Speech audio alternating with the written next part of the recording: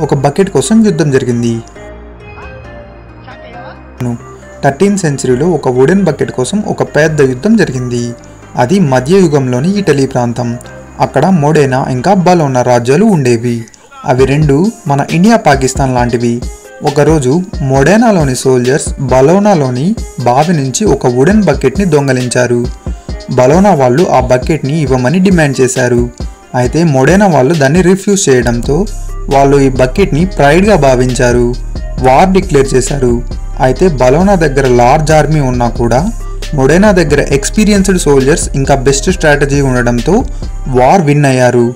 మోడెనా soldiers return వెళ్తూ బలోనాలోని ఒక కొత్త బకెట్ని కూడా తీసుకొని వెళ్ళారు. ఇది బలోనాని మరింత అవమానించింది. అలా వార్కి రీజన్ అయిన ఆ బకెట్ ఇప్పుడు మ్యూజియంలో ఉంది. మన కంటెంట్ నచ్చితే వీడియోకి ఒక చిన్న లైక్ ఇచ్చుకోండి. అలాగే మన ఛానల్లోనే మిగతా వీడియోస్ని కూడా ఒక లుక్ వేసుకోండి.